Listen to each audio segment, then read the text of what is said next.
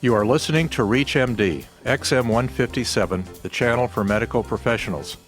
Welcome to the Revealing Retina, presented by the American Retina Foundation, the charitable arm of the ASRS, the American Society of Retina Specialists.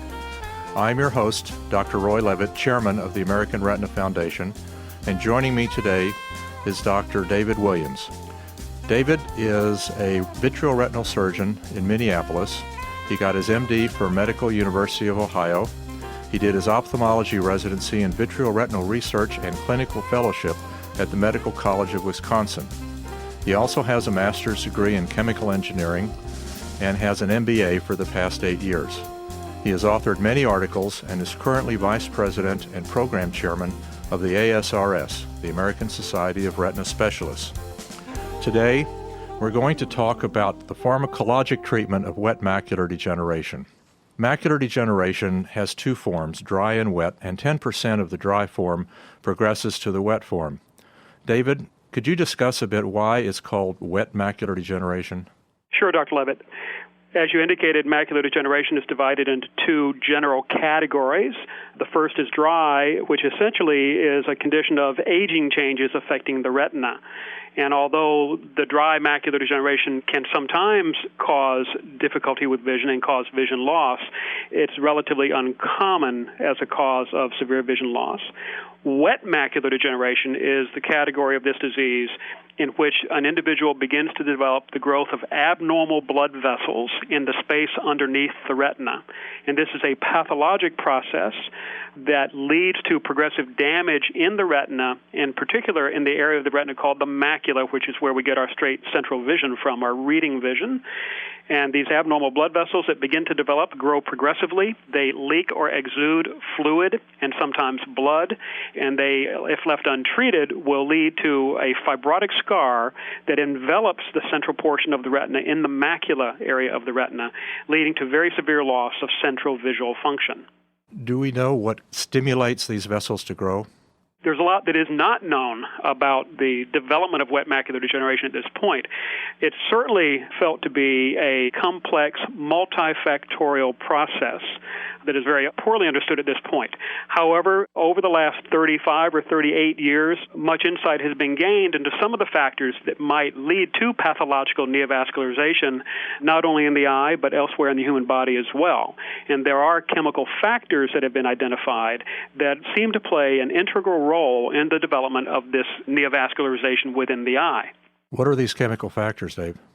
The primary one that is of great interest and focus today, both in research and the development of therapeutic options for treating this disease, is called vascular endothelial growth factor.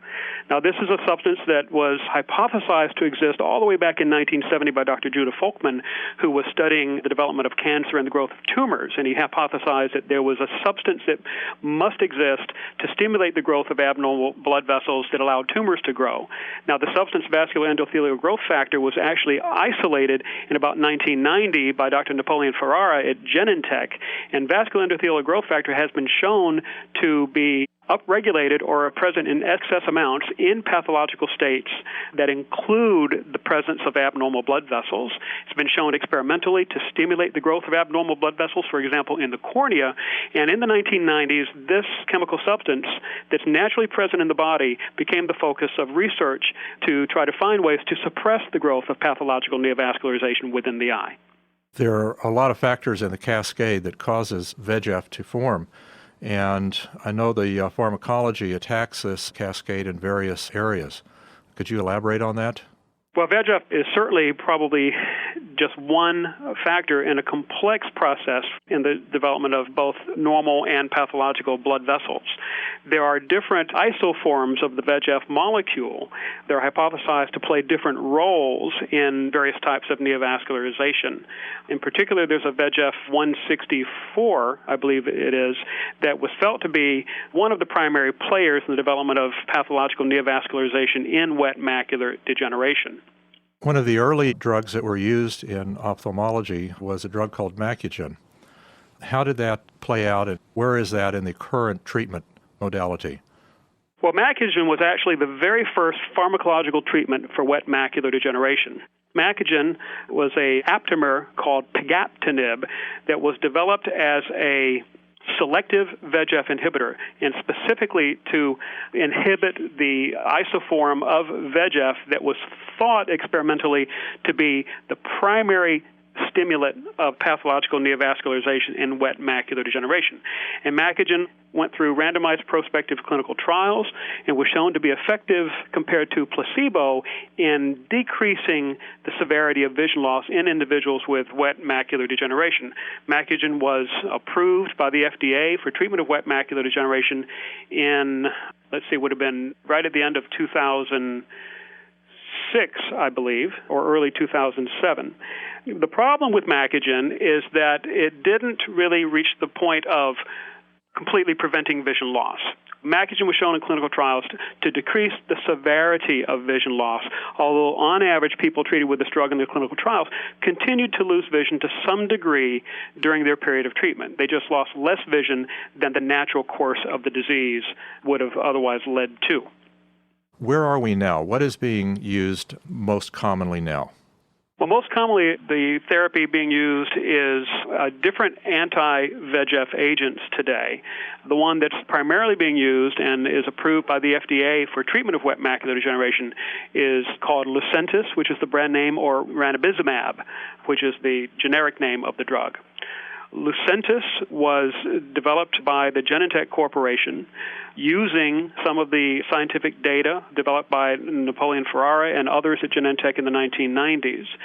Lucentis is a non-selective VEGF inhibitor. That is, it inhibits all isoforms of the VEGF molecule. And the clinical trials for Lucentis showed remarkable efficacy. In fact, Lucentis was the very first therapy for wet macular degeneration that was able to stop progressive vision loss in the majority of individuals. In fact, it stopped progressive vision loss in about 90% of individuals treated, and actually led to some improvement in vision, that is, regaining some of the previous vision loss in about 1/3 of patients treated. And it's hard to overstate what a milestone this treatment is in the treatment of wet macular degeneration. Never before has there been a treatment that had a fairly reliable potential to actually stop vision loss in its tracks in a majority of people, or actually cause some improvement in vision in a significant percentage of people being treated. So it represents a major advance in the treatment of wet macular degeneration. What is the dosage for Lucentis? Well, there are two doses were studied in the clinical trials, 0.3 milligrams and 0.5. And what's being used in most cases today are 0.5 milligrams, which is injected into the eye in a volume of 0.05 cc's of liquid. Now, as I understand it, Lucentis is an offshoot of an older drug called Avastin, which is used for colon cancer, also in the anti-VEGF mode.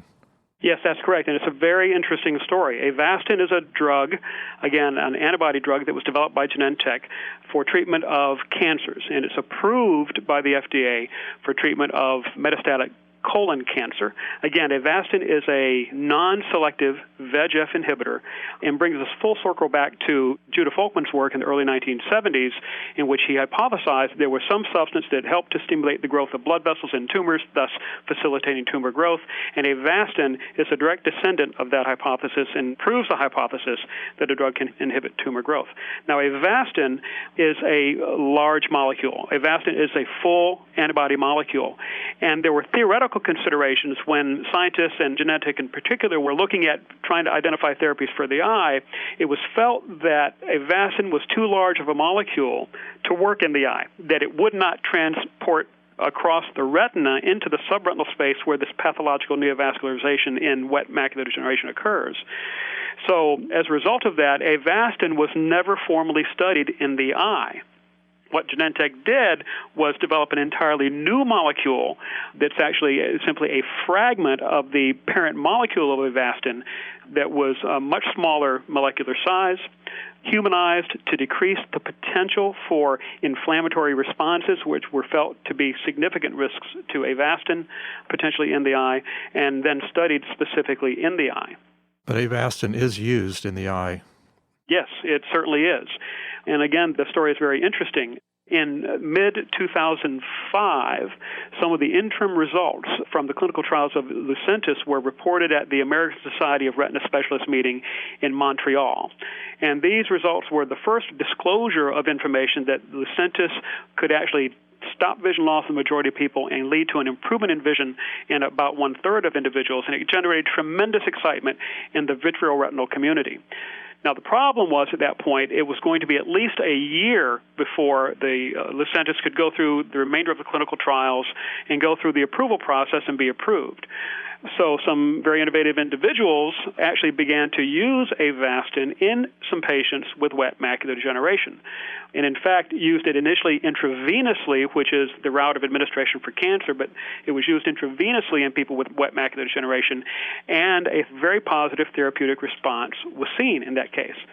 They then decided, they looked at the formulation of Avastin, looked at the molar concentration of Avastin in the commercially available preparation, and realized that one could get a molar equivalent of Lucentis essentially by using the same volume of Avastin directly from the commercially prepared substance. So they, obtaining the Institutional Review Board approval, they actually injected Avastin into a small number of human eyes with wet macular degeneration and saw a remarkably positive effect. So when the initial data regarding Lucentis was disclosed, and retina specialists around the U.S. and around the world, in fact, realized that here was a remarkable medication, but it was going to be another year before it might be available, more and more individuals actually began to use Avastin in the eye. And so this clinical experience with Avastin exploded very rapidly across the U.S. and, in fact, around the world. And although all the reports currently are anecdotal, there are no randomized clinical trials as yet regarding Avastin, many individuals who are using this treatment today feel that it is just about as effective as Lucentis for treatment of wet macular degeneration. Now, as a result of that, Avastin was very widely used prior to the FDA approval of Lucentis. Once Lucentis was approved by the FDA in mid-2006, some people crossed over and began using Lucentis, but a significant number of people, of retina physicians around the world, continue to use Avastin to treat people with wet macular degeneration. David, it's very interesting. Unfortunately, we're running out of time. I'm Dr. Roy Levit, and I want to thank Dr. David Williams for speaking with us about pharmacologic treatment of wet macular degeneration. I'd like to thank you for listening to the Revealing Retina, presented by the American Retina Foundation. For more information, visit us online at americanretina.org. We welcome your questions and comments about this or any other show. Please send your email to xm@reachmd.com or visit us at www.reachmd.com. Our new on-demand and our new podcast features will allow you access to our entire program library. Again, thanks for listening.